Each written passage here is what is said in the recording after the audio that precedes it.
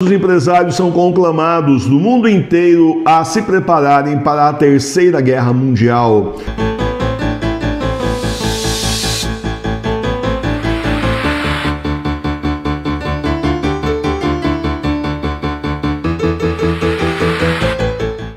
Durante séculos e séculos, os 3 dias de escuridão foram profetizados desde a Bíblia até as revelações feitas por Jesus a santos e santas, beatos e beatas e também veneráveis. Conheça as principais profecias dos 3 dias de escuridão e como se proteger nesses 3 dias. Esse livro é um dos livros mais importantes que nós já lançamos. Então reserve o seu exemplar, não fique sem o seu. O link está aqui embaixo na descrição do vídeo. Livro das profecias dos 3 dias de escuridão.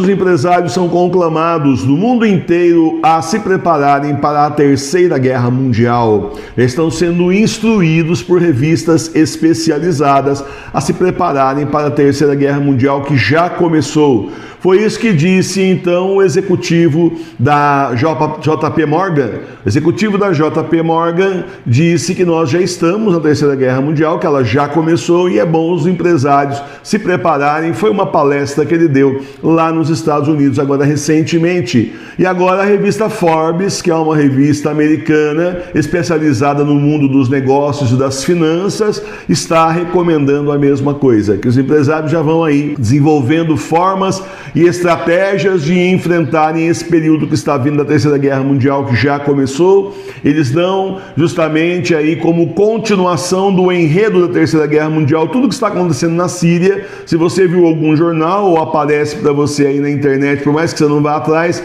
é impossível você navegar e não aparecer nada falando da guerra da Síria, né? Via de regra aparece alguma coisa aqui ou ali, e nós sabemos então que o governo da Síria foi derrubado e os rebeldes estão no poder com assim uma estranha cobertura da mídia americana em cima, animados há dias falando disso, como se fosse realmente um negócio assim, gente, vamos aprender pra gente fazer do próximo e derrubarmos o Trump aí quando for ele, daqui a pouco vai chegar a vez dele.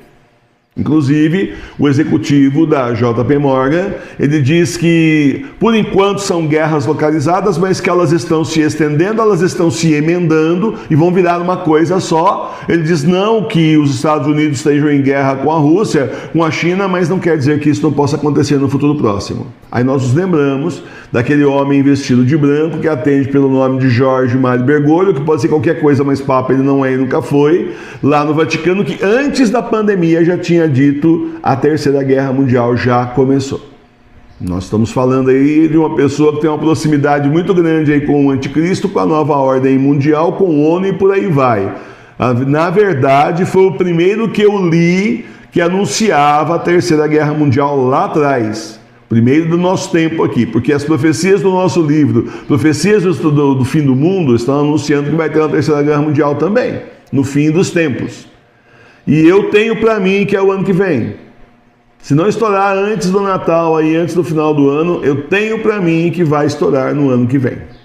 Então, meus irmãos e minhas irmãs, você vê que os empresários estão sendo instruídos não a tirar vantagem da situação da guerra, está escrito bem assim na revista Forbes, mas que assim saibam se posicionar para poder então continuar suas atividades nesse tempo de Terceira Guerra Mundial que já começou. Meus irmãos e minhas irmãs, as coisas funcionam dessa forma. Bastou o anticristo estalar os dedos e começa. É só isso. Porque a nova ordem mundial obedece ao diabo, obedece ao anticristo, filho do demônio que já está na terra. E eles têm que transformar o mundo num caos total e tão terrível, com fome, com guerra, com mortes, de uma desestruturação assim que as pessoas percam completamente as bases que elas tinham antes, as referências que elas tinham antes e aceite a nova referência, que é exatamente o anticristo. Tem uma coisa que a gente andou conversando aqui, nós hoje temos um mundo, pelo menos ocidental, daqui nós podemos falar porque a gente vive na civilização ocidental, nós temos um mundo ocidental dividido em duas partes. É o que eles falam de polarização. A mídia cansou de bater isso aí nas últimas eleições, a tal da polarização. Você tem a turminha que se assume de esquerda e tem a turminha de esquerda enrustida que não se assume de esquerda e diz que é direita. E eles descobriram, claro, pesquisa, tudo mais, e assim, para a infelicidade deles, a maioria das pessoas aqui no mundo ocidental, não é só no Brasil, no mundo ocidental, Europa, Estados Unidos também e tudo mais, se vê, os povos se veem, a grande maioria, como de direita e não como de esquerda. O comunismo fracassou. Pode ter colocado aí uma outra ideia furada na cabeça das pessoas, mas não fez todo mundo comunista. Aí tem um padre, entre aspas, minto aí, que rindo há uns anos atrás, dizia: a maior vitória do comunismo é quando a pessoa ela vai e defende ideais comunistas, se dizendo que não é comunista, sem saber que ela está defendendo o comunismo. Como se fosse certas coisas que a gente assistia e não entendia. Você está rindo do quê? O Iena está rindo do quê? Qual o problema desse cara? Certo? É um antiguinho na lida aí, vamos falar assim, né? Você sabe quem é, não vou falar o nome. Então, simplesmente, isso não é suficiente, porque as pessoas continuam, a grande maioria, se vendo de direita. E o que vai acontecer? A esquerda enrustida, travestida de direita, maquiada como se fosse direita, mas não são. Eles simplesmente vão mobilizar essas populações. Aí também o executivo do JP Morgan falando o quê? De guerra civil. Obrigado pela audiência. Está assistindo muito a Nossa Senhora de Fátima? Então, Então, falando justamente que é uma guerra diferente das outras, que cada época as guerras foram diferentes e que na nossa época tem muito aí as guerras civis, que é o que já está acontecendo aí em vários lugares do mundo e, segundo ele, vai continuar acontecendo. Segundo o nosso livro também está em português, mas de repente a gente manda o PDF, você traduz aí para você te vendo depois. Certo? Está no nosso livro de profecias do fim do mundo exatamente isso. Bom, meus irmãos, nós estamos aí prestes a tudo explodir. Você sabe que essa turminha de direita é ótima, entre aspas, direita, para monopolizar as pessoas e as pessoas entrarem em guerra por causa deles, achando que estão defendendo família, estão defendendo religião, estão defendendo um monte de coisas e, na verdade, não acho e não é nada disso. Não é nada disso, são só pessoas de esquerda disfarçadas, é tudo a mesma coisa. Sabe? Bom, aí então nós precisamos tomar atitudes práticas. Primeiro, muita oração, para que o Senhor nos proteja, abra nossos olhos, porque nós chegamos à conclusão que o anticristo pode muito bem, provavelmente, posar que é de direita também. Ou seria a forma melhor para ele enganar a maioria? Ou no mínimo um cara de centrão. Não, tá vendo a polarização onde deu? Foi isso aí, a esquerda contra a direita. Não, olha, ajoelhem-se diante de mim e levantem-se todos como devotos da besta. Vamos fazer as pazes. Tá? Mas não vai chegar posando comunista vermelhão lá com uma camiseta do Lenin, do Stalin, porque isso aí não vai dar certo. Aí já é ojeriza da grande maioria. Entendeu? Então as análises que nós estávamos hoje aqui conversando, fazendo, é justamente tem grande chance que ele pose aí de ser de direita, né? E eu até acho que pode ser que ele pose de ser assim, comedido, centrão, vamos acabar com esse negócio, e acho até que pode ter muito comunista que o preço seja a cabeça deles, eles rodem no meio de tudo isso aí, e aí o cara aparece liderando a turminha que sobrou, e infelizmente tem muita gente que se acha comunista, que está fazendo, está acontecendo, está por cima da carne seca, que são os primeiros a rodar.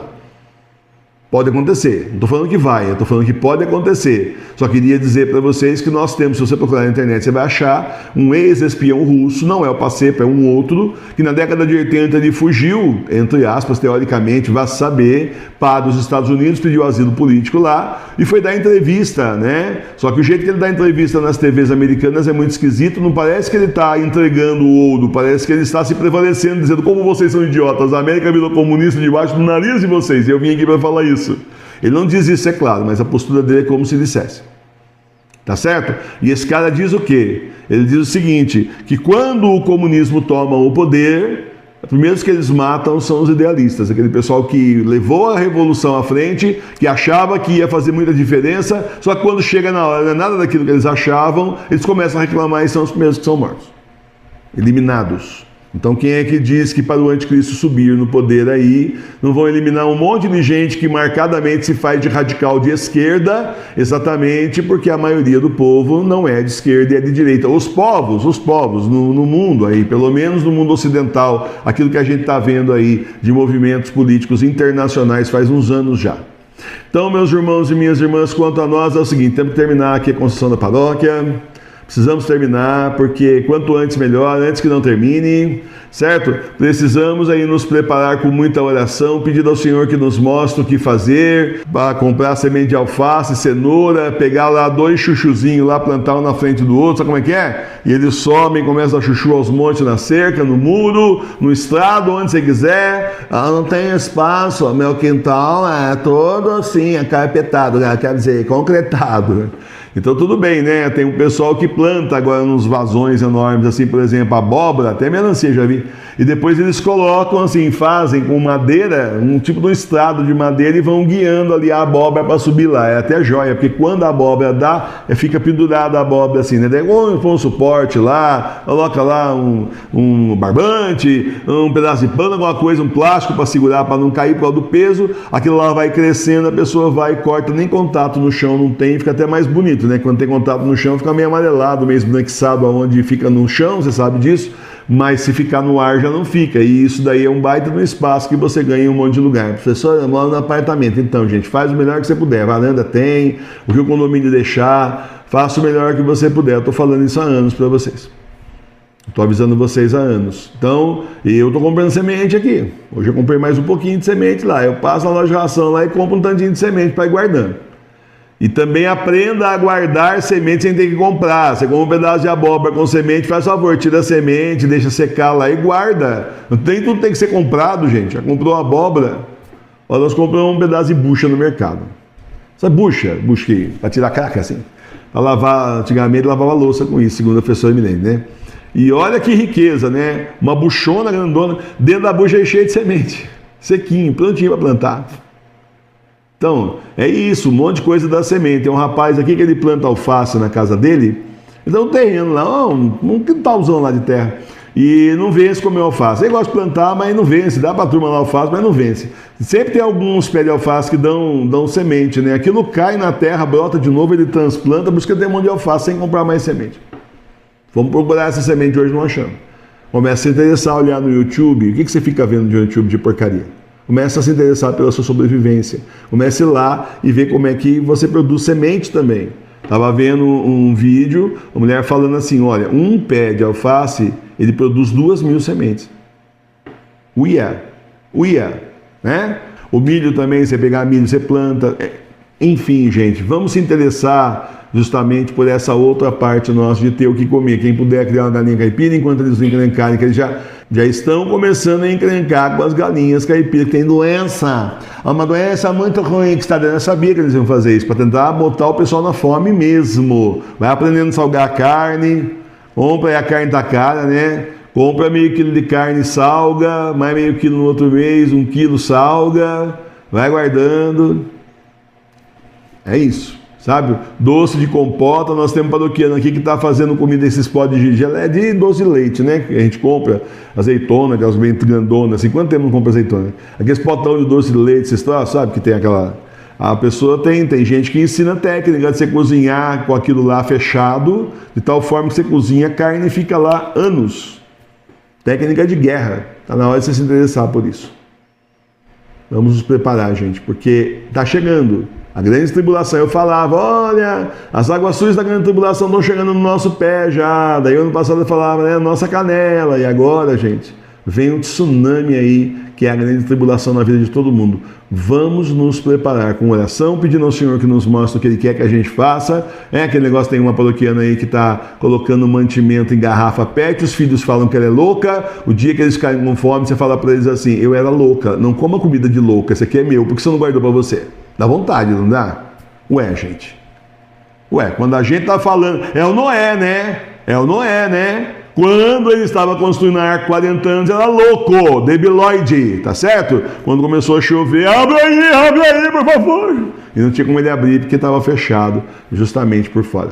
Vamos nos preparar com oração, pedindo ao Senhor que mostre as atitudes práticas que nós temos que tomar. Se você não começou ainda a plantar nada num vasinho, aí começa a aprender agora. Isso é a ordem que eu estou dando, é agora. Amanhã você sai, você não tem vaso, aí compra um vaso, compra a terra e começa a plantar agora, para você pegar um manejo agora. Mas pegar coisa que não é o que você gosta, é o que dá mais rápido. Rabanete dá mais rápido. Tem um monte de coisa aí que dá mais rápido. Aquela abobrinha italiana no vaso também dá mais rápido. Veja lá o tempo que demora para dar e vai escalonando para você ter o que comer, gente, porque vai ser feio o negócio. Lembra, nós não vamos ter a marca. Primeiro vai subir tudo o preço.